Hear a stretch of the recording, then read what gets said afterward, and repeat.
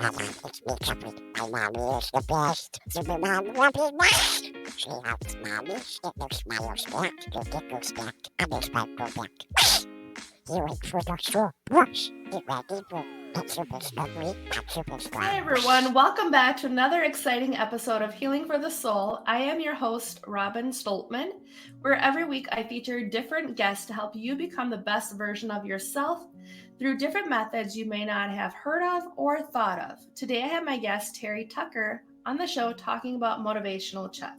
So let's get started. Welcome, Terry, for being here. I really appreciate it. Thank you, Robin. I'm looking forward to talking with you. Awesome. So what is your specialty about this Motivational Check? What is my specialty? I wish I had a specialty. I'm not so sure I have a specialty. I sort of have a story. I've had a 9-year journey through cancer that has seen my foot amputated, my leg amputated, tumors in my lungs. And I've just come to the point in my life where, there are certain things that I know that I have my 4 truths. I have the 3 F's, faith, family, and friends, that have gotten me through this. So I just kind of tell my story and talk a little bit about how I've gotten to this point, given that, there's an old Winston Churchill quote, the Prime Minister of Great Britain during World War II, who said, when you're going through hell, keep going. And that's kind of where I feel I am. I just keep going, and we'll see where things end up. I love that attitude. It's kind of funny when you said about you go through hell, you just keep going. I was just explaining it to somebody yesterday. I'm like, I literally feel like I have put down every single flame of hell down, like where it needs to go. But you literally have done it yourself as well. And that's where I'm like, how did you, or what inspired you to start Motivational Check? So, I was really kind of at a crossroads in my life. I had just had my foot amputated, and I sort of remember, laying in bed, kind of looking at the ceiling. There's that old joke, when we talk to God, it's called prayer. When God talks to us, it's called schizophrenia. So, God never spoke to me, but, I was just kind of looking at the ceiling like, okay, now what? What's next? Where do we go from here? And people started to suggest, hey, you should start a blog. You should start a blog. And I was like, I can barely turn my cell phone on in the morning. How can I possibly start a blog? I don't understand what a blog is. I don't understand how to do it. And so when I did decide to do it, literally, I started with 4 pages. It took me 4 months. And I swear that's not an exaggeration. I would do something, but I don't know what that means. I got to go research it. I'm sure my 25-year-old daughter could have done it in 15 minutes. But, for me, it was the process of going through it. And so Motivational Check is just, I put up a thought for the day, every day, with a little question, kind of, here's this thought, for your perspective, here's something to think about regarding that thought. And then on Mondays, I put up the Monday morning motivational message, which is a story or a video that's a little bit longer and things like that. So I always think of Motivational Check as, if you need a quick hit of inspiration during the day, go to Motivational Check, get it, and then get on with your day. That is awesome. I really love that. It's quick, short, to the point. I think I'm probably one that needs that. So did you start the Motivational Check after having your daughter then? Oh yeah. I started Motivational Check in 2019, and it was just one of those things that the name came from. I used to be a police officer, and when I was in the police academy, we had this phrase, Motivational Check, that if you were just having a bad day and you couldn't get through some of the physical stuff that we were doing, you could just yell that out, and the rest of us would respond with our class number. We were the 84th recruit class, just to let the person know it's like, hey, we're all in this together. We're going to get through this together. We're all hurting right now, but hang in there and we'll make it through. That is awesome. I think a lot of companies need to do that, not just the police force. I think that'd be it. Yeah. Really help. Yeah. You're having a bad day. Just let people know and hey, we'll support each other.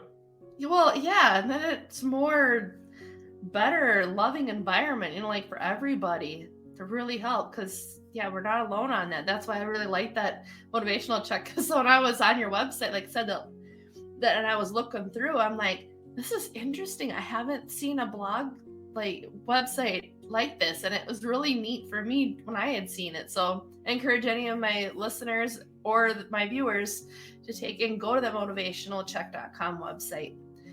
Find inspiration on there. So how do you control the healthy aspect of being sick?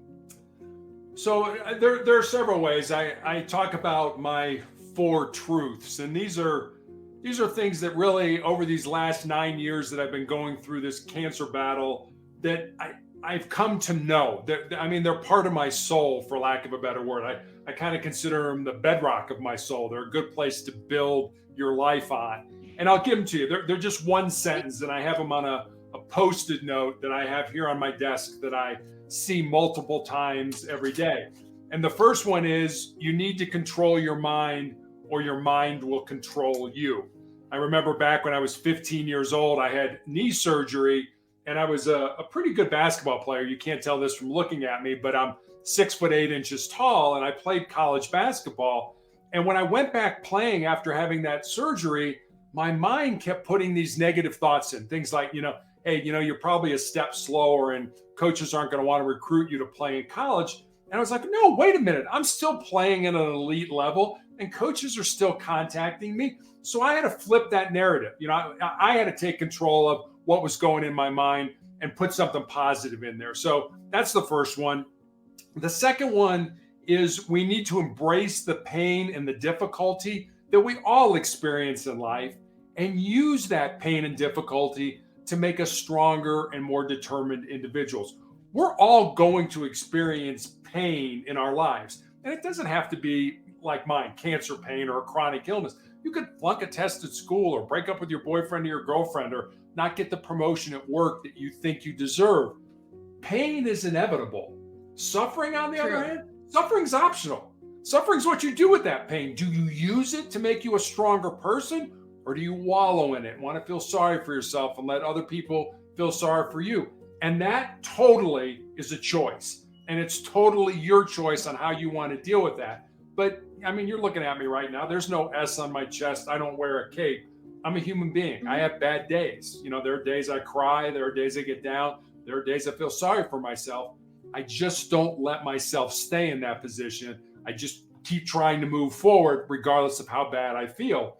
So that's the second one. The third one is more of a legacy truth, for lack of a better term.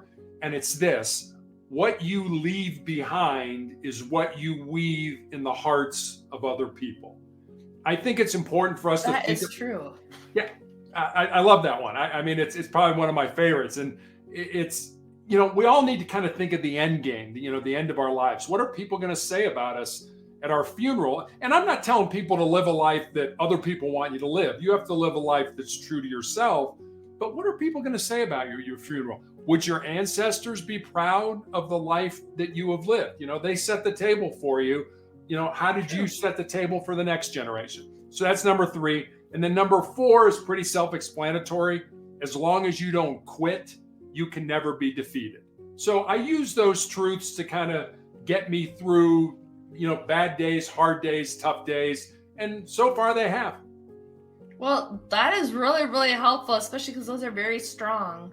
Like, they're very strong facts where you can hold on to them and just like, no, this is how I'm going to keep going. So how do you keep going then? You just, you talked about going through all of the flames of hell, and you still keep going. Yeah, I mean, this. Our brains are hardwired to avoid pain and discomfort and to seek pleasure. So to the brain, the status quo is good. Don't mess with it. Just keep things the way they are. But the only way we're going to grow, the only way we're going to get better, is if we step outside those comfort zones. And I try to myself, and I always recommend to people, every day you should do something that makes you uncomfortable. Something that scares you, something that could potentially be embarrassing for you, because in that regard, you're going to learn that you have certain strengths that you didn't have before. And then when the big stuff comes up, you're going to be like, hey, I handled this, and I handled this, and I handled this. I can handle this. I can get through this. So that's kind of a way that, that I just try to keep myself going. And instead of running from pain, and we all want to do that. We want to get away from pain. Yes. And, some people do dumb things. They turn to alcohol or drugs or bad behavior. What I'm saying is do the opposite. Take that pain, flip it inside, burn it as fuel, or use it as energy to make you a stronger individual. I can promise you that you can do it, because I am the biggest wimp in the world when it comes to pain and discomfort. So if I can do it, I know anybody out there can do it. I wouldn't know about the wimp part, but I would know, like, everything you're saying is very, very, very true. There's so many people that turn to these different is more harmful. And it's like, how do you not do that? And that's actually, like, I get that question a lot myself with my own things that I've gone through. And it's really, really everything you've been saying, for being able to come down to those 4 pillars of the strengths of, you control your mind or it'll control you. And that's like the biggest thing I tell everybody. I'm like, you have to be able to control it. And they're like, well, you can't. Well, you can control your emotion, like what you've been saying. Yeah. And I think that's huge.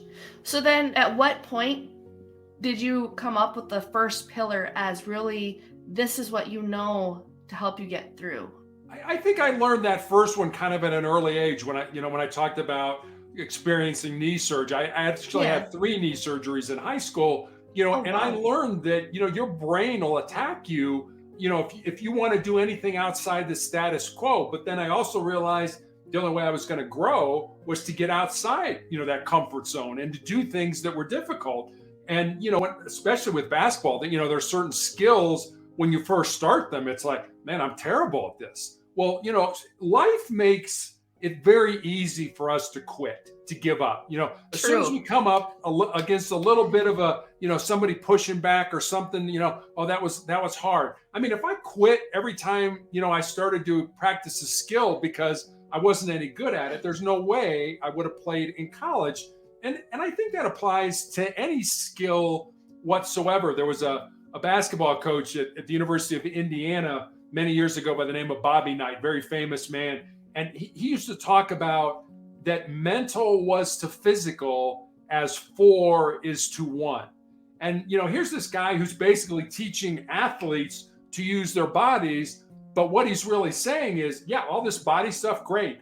But your mind is 4 times more important to your success on the basketball court as your body is. And so if you can't control your mind, if you can't deal with defeat, if you can't deal with, all the stressors that go along with whatever we're doing, and this doesn't just apply to basketball, it can apply to anything you do in life, then there's absolutely no way you're going to be successful at it.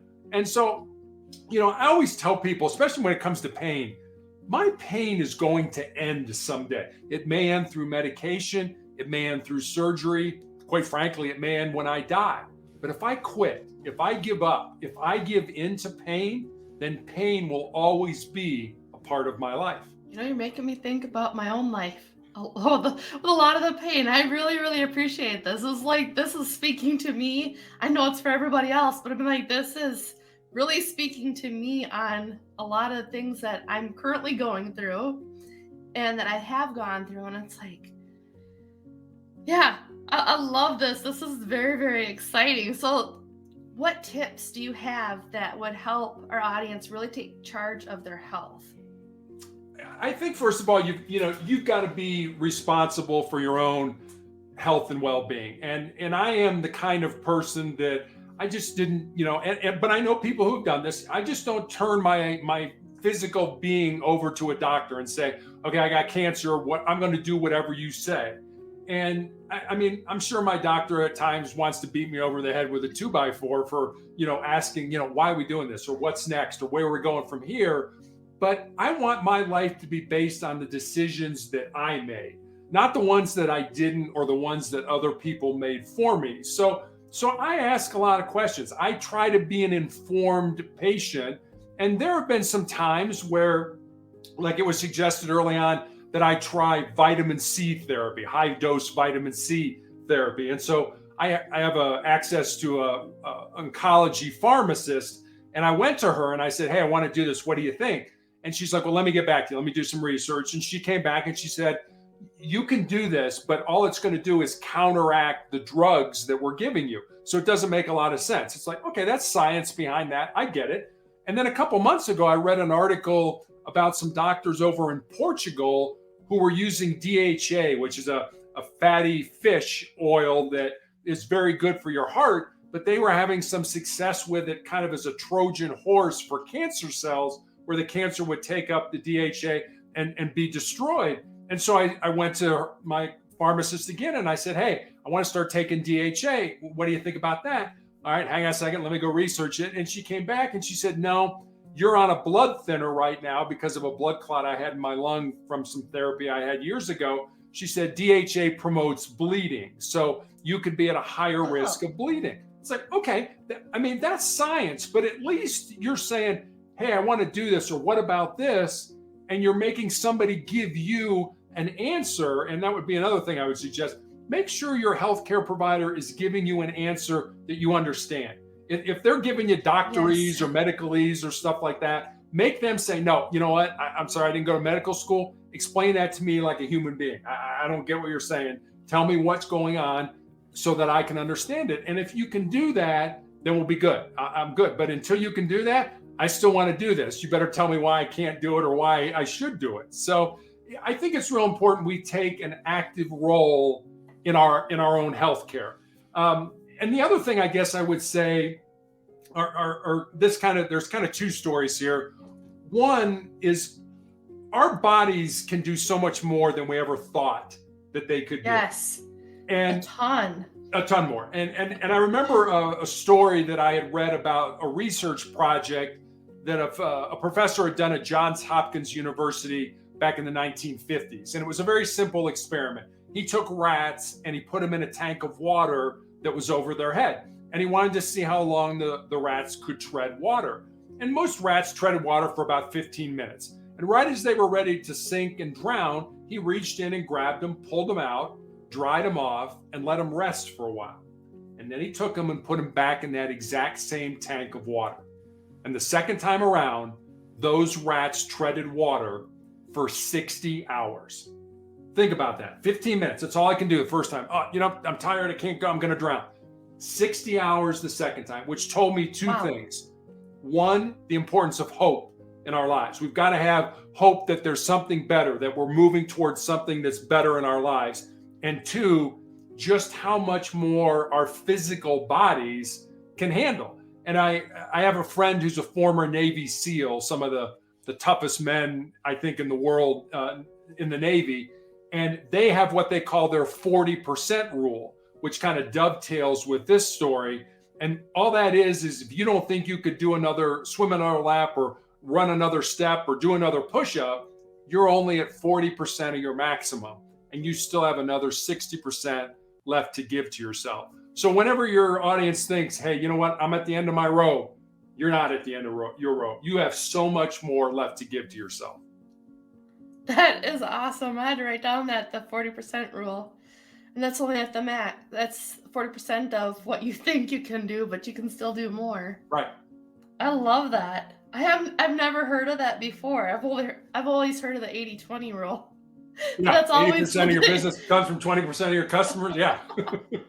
Yeah, I think we're all well versed on that one. Absolutely. So, yeah, we know that one, but I like this rule a lot better because that's still 60% left to still keep going and give it your all. Because I know, like, a lot of people, they know that, like, I still consider myself new in the business because it's like I'm going my 4th year in business. Okay. And so there's days that I'm just like, I literally feel, I was telling a person this earlier, that I literally feel like I am throwing spaghetti noodles on my wall, on my cupboard in this case.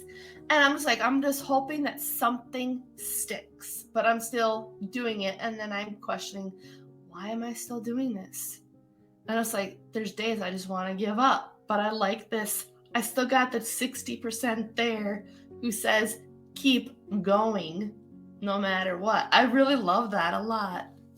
It's great. I mean, it really, if you realize that and you think about that, and like I said, there's no S on my chest. I don't have a cape on. I have bad days. And when I have those bad days, I remember those two stories. It's like, no, get up. You have so much more left to give to yourself. So, maybe that's a story that other people can hear. And when they get down, when they get depressed, when they don't think they can move forward, just remember those stories. I mean, they're true stories. I mean, it's not like, it's a fairy tale. It actually, the Navy SEALs are some of the toughest men in the world. And, they get to a point where I don't think we can go on. Well, yeah, you can. You just got to push yourself past that level of discomfort. It's kind of like when you're running, and I mean, I don't have a leg anymore. So, I mean, I don't run very much anymore. True. But, when you would run, it would be hard. It would be hard. And you'd kind of hit a wall. But if you kept running, eventually you would start to feel better. You'd kind of pass through that difficult time, and that now you're in the groove, you're in the mood, and you're moving forward, and you're feeling a whole lot better. So it's that same kind of principle. Even when you're feeling lousy, just keep going forward. And I always tell people, we talk about winning the day. When one of the other therapies I was on was a drug called interferon for my cancer. And I took a weekly interferon injection for almost 5 years. Oh, and wow. Every week, the side effects of those interferon injections where I had severe flu-like symptoms. So imagine having the flu every week for 5 years. And during that time, there were days I prayed to die. I literally prayed to God. It's like, please kill me. Please let me come home right now because I'm just done with this. But, I talked about winning the day. Sometimes winning the day was just getting from the bed to the couch. That's all I could do. But you know what? That was winning the day. And I felt good about that. So, tomorrow when I have, whatever I have to do, I have to go to therapy, I have to go for treatment. You know what? I'm going to win that day. I'm going to, I did it yesterday. I can do it today. I did it today. I can do it tomorrow. You just got to keep moving forward. Trying to not cry. Don't cry. This is good. No, it's, there's so many times that we're hard on ourselves. Like we're always our own worst enemy. Just gonna say it because I know I'm not the only person. When you're talking about like the couch, like getting from where you are to the couch, even just celebrating that small win, reminded me I've had to learn how to walk twice in my life, other than the first time when I was first born. Right. But it's like I never even stopped and thought about all of the small wins that I have every day. Yeah, I mean, think about this big. Think about if you want to improve in something, whatever it is. We look at, say, we'll go back to the 80-20 rule for business. Say you want to be a better salesperson. Well, that is a huge goal to accomplish. But what if you broke that down and said, I'm going to get 1% better every day? 1% better every day. At the end of 30 days, you're 30% better.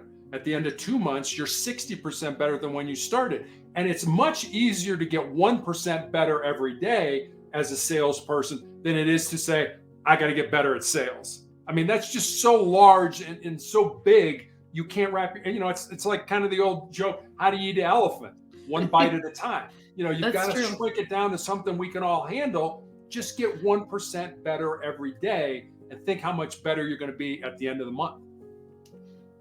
You're making me think so much. I love this. Man, how does your wife deal with you?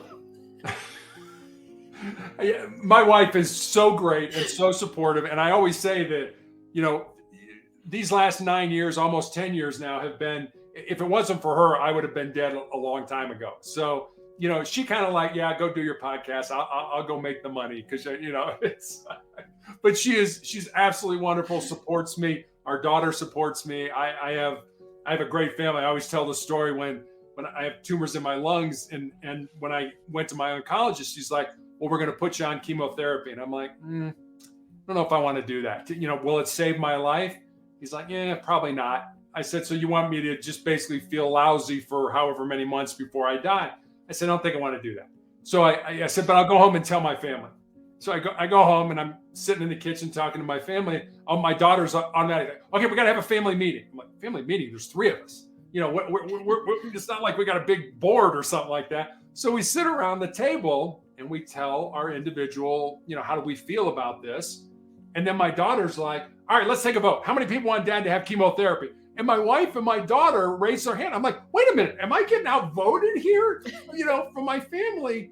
But I remembered, again, a story from the police academy when our defensive tactics instructor used to have us bring a photograph of the people we loved the most to class. And we were to look at that photograph as we were learning different techniques to defend ourselves, to save our lives. Because he reasoned, you'll fight harder for the people you love than you'll fight for yourself. So that is true. It is.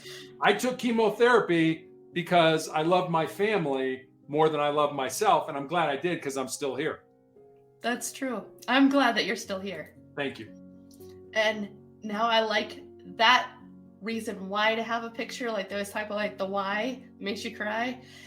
Yeah, I like your version of the why a lot better. Good. I'm just saying, because that really shifted my perspective of like, yes, I will die for my kids. I don't care. I would do anything for them, because we will. That's Right. actually why I started my business, was after having kids.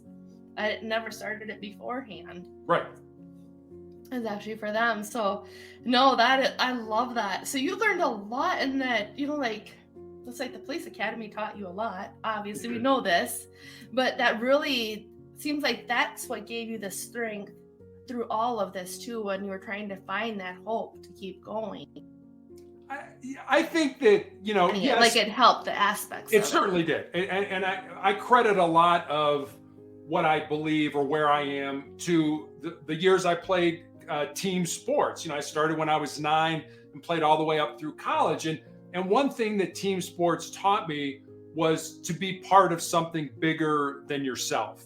And, you knew as part of a team that if you didn't do your job, not only were you letting yourself down, but you were letting, your teammates down, your coaches down, your fans down, your parents down. And if you think about it, the biggest team game that we all play is this game of life. So, the attitude of, hey, it's all about me. Guess what? It's not about you. The world doesn't owe you a thing.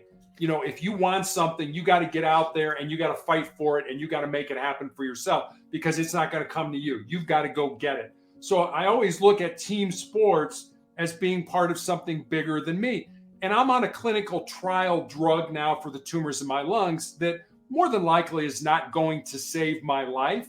But the doctors may get information from all my blood tests and all my scans that might save somebody's life 5 years from now or 10 years from now, long after I'm dead. And for me, that's part of being, part of something bigger than yourself.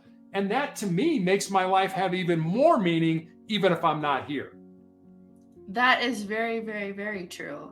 Because part of leaving that legacy, like you talked about earlier too, things I talked to a few people about now is like, what is it that you want to be able to leave behind? Because your children are literally the gifts you leave behind to this world.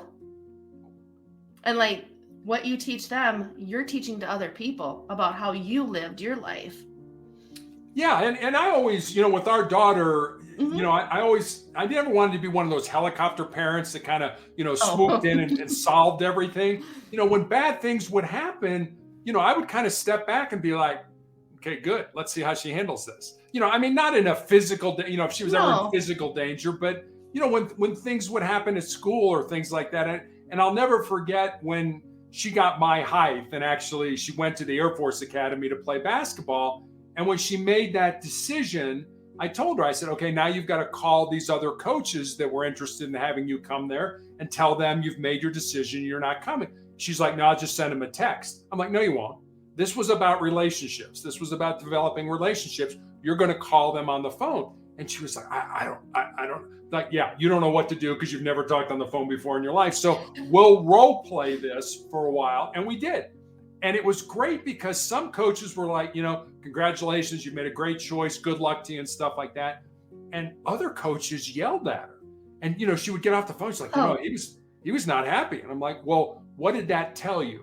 Well, I don't know. I said, maybe it told you that all he cared about was making, getting you into his program so that they could be better. And he didn't really care about you as a person or as a student or anything like that.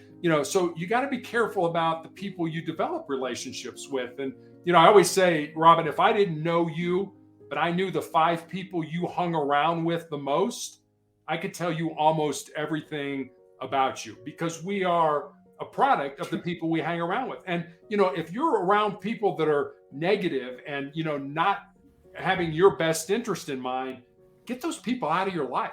Only put people in your life that are going to uplift you. But understand that if that's the case, those people may tell you the truth and you don't want to hear the truth. They may say, Terry, you're making a huge mistake. Don't do that. And what do? Oh, I don't like what he said, so he's not my friend anymore. Well, that's stupid. It is. That's the person you want in your life that'll tell you the truth. And I've had so many people come up to me during my journey and will be like, Terry, I could never do what you've done. I could never go through what you've gone through. And I kind of look at them sort of, smart alecky and be like, yeah, you're right. You couldn't, because up here, you've already decided you couldn't do it. You've already decided you couldn't make it. Why would you try anything going into it with the attitude of, this isn't going to work. I'm not going to make it. I'm not going to be successful. Why not go into it with the attitude that, this is going to be great? I mean, I remember in college, guys used to go out partying and then take a big test the next day. They'd walk into the test hungover, and what do they say? Oh man, I'm going to bomb this test. Why would you say that to yourself? Why wouldn't you at least give yourself a chance to be successful? To say, you know what? I paid attention in class. Yeah, I partied last night, but I know what's going on here. I'm going to do great on this test. I mean, going into it and telling yourself you're going to bomb it, you're pretty much going to bomb it. I think I'm going to listen to this podcast a ton myself. Good. Just saying, because you are definitely hitting home for me. So either you were watching me on Facebook or on Instagram, one of the two, but you definitely hit a lot of the spots for me. I really, really appreciate it. And I'm sure my audience does too, because good. This is very good, refreshing, I want more of this. I love everything that you're saying. It just really resonates with me. And it's kind of like my own wake-up call in a way. I was not expecting that, so it's a good way to end the week, right? Yes, it is. So what's the best way for the audience to get a hold of you? So basically, if you go on Motivational Check, my blog, motivationalcheck.com, you can leave me a message. You can get access to my book. You can find my social media sites. You can see the thought for the day. So the best way to get a hold of me is motivationalcheck.com. Awesome. Oh, and I forgot about your book too. Did you just launch a new one? Was it? I did about a year ago. I launched a book called Sustainable Excellence, the 10 Principles to Leading Your Uncommon and Extraordinary Life. And I actually wrote that book in the 3-month period that I was healing after I had my leg amputated and I started chemotherapy for the tumors in my lungs. I figured, there wasn't much good on Netflix, so might as well do something productive. Well, I agree with you there on the productive part. So it's like, you can always tell a difference. I even told my husband, I'm like, you can tell a difference between a person who wants to get better versus somebody who doesn't. Yeah. Like, you go to Walmart, all the people are buying up DVDs, and the other people, like myself, are buying up books like Atomic Habits and these other ones. Yeah, I love to read too. Yeah, I you know what? I want knowledge. I want information. Yeah. Yes, very, very much so. Well, I appreciate it so much, Terry, for being on the show here on Healing for the Soul. I look forward to being able to talk with you again soon. Thank you. Thank you, Robin, for having me on. I appreciate it. Yep, bye. Bye-bye. That's all for now, folks. Thanks for listening. Thank you for fun. Tap that follow button. Subscribe. Quack, quack. Bye-bye. Well, next time. Now you got it.